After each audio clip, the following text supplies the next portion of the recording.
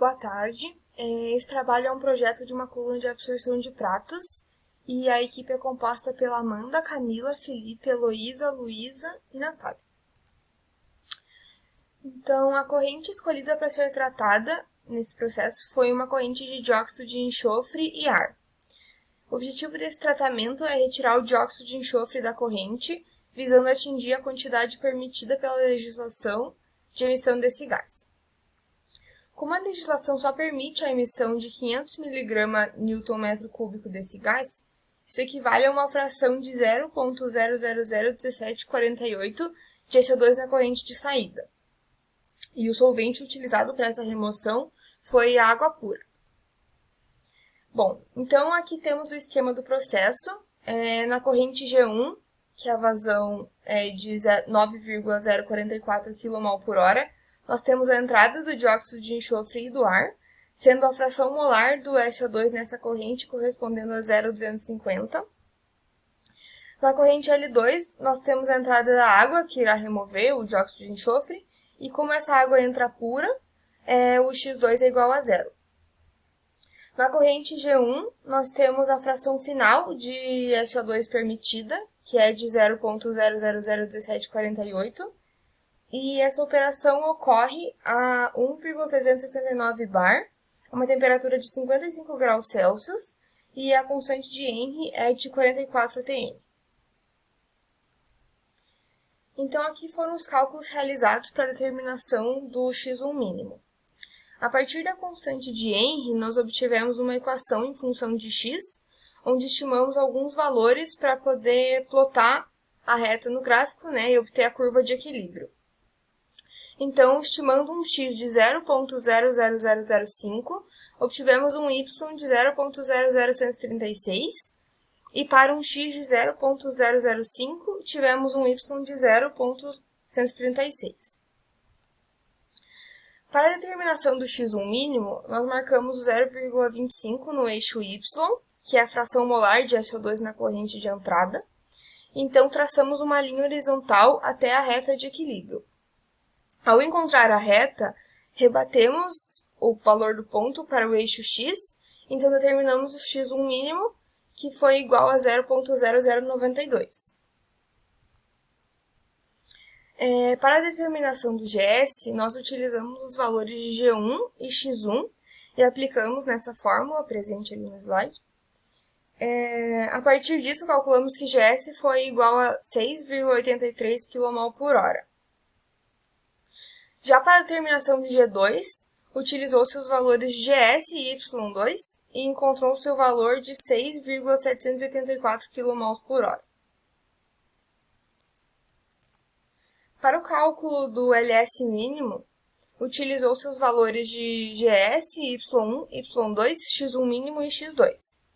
A gente aplicou esses valores nessa fórmula, então obtivemos um valor de 184,192 kmol/h. E para calcular o LS de operação, basta multiplicar o valor do LS mínimo por 1,5.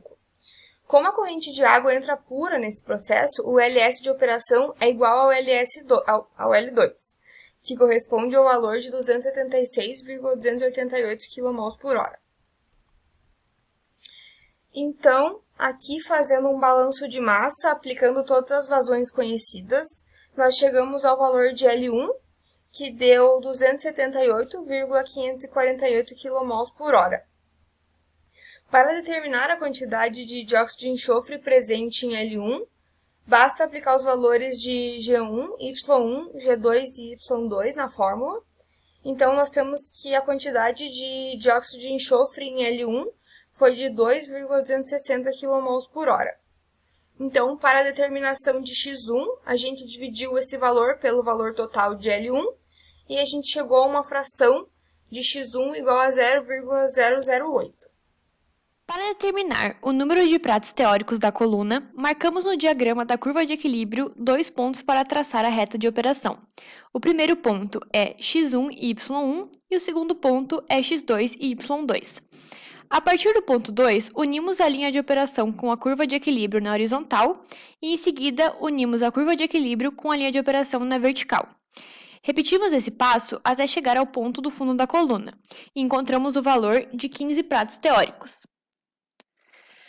Para o cálculo da eficiência da coluna, primeiramente determinamos a massa molar média do líquido na corrente L1, como descrito no slide.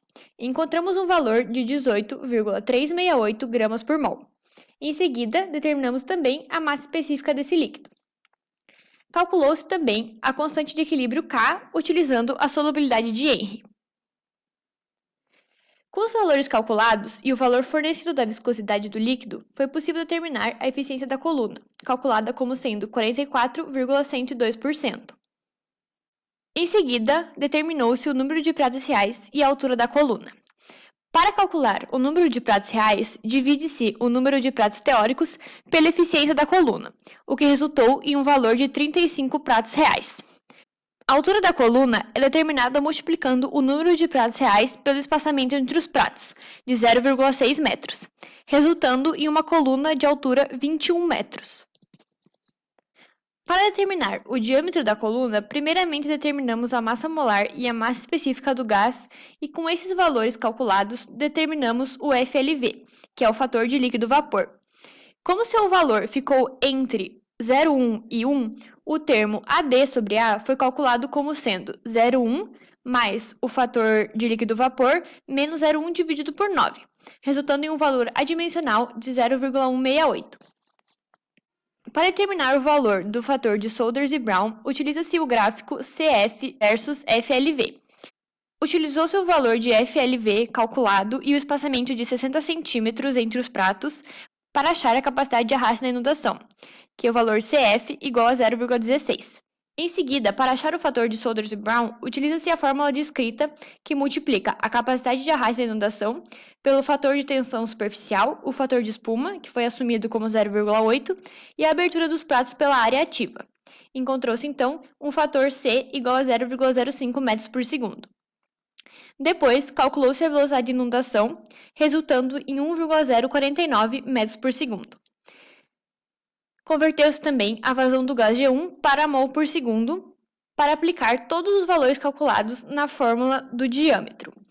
O valor encontrado do diâmetro foi de 0,276 metros. Como esse valor deu menor que 60 centímetros, podemos concluir que a coluna de pratos não seria o tipo de coluna mais adequado para esse processo, uma vez que seu diâmetro deu um valor pequeno demais que dificultaria ações como, por exemplo, a manutenção da coluna.